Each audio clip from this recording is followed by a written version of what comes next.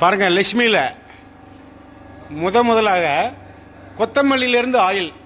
கொத்தமல்லி நல்லா பார்த்துங்க. கொத்தமல்லி இன்றைக்கி வந்து கம்பெனிக்கு வந்த கஸ்டமர் ஆயில் எடுக்க சொன்னாங்க. எடுத்தோம். நல்ல எனக்கே தெரியாது, பட் கொத்தமல்லி ஆயில் எடுக்க முடியும்னு.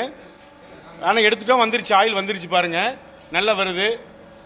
அந்த இவர் தான் எடுக்க சொன்னார். கொத்தமல்லியிலேருந்து ஆயில் வரும், எனக்கு எடுத்துக்காமீங்க அப்படின்னாரு. எடுத்துருக்கோம். இன்னொரு கஸ்டமர் கூட மிஷின் பார்க்க வந்திருக்காங்க.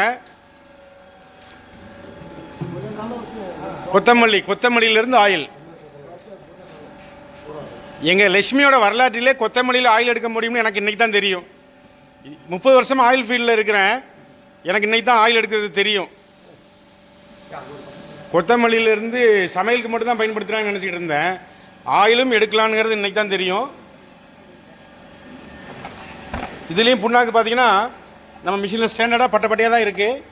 பாருங்கள், பப்படம் மாதிரி தான் நொறுங்குது. மேலும் தகவலுக்கு கீழே இருக்க நம்பரை கான்டாக்ட் பண்ணுங்கள்.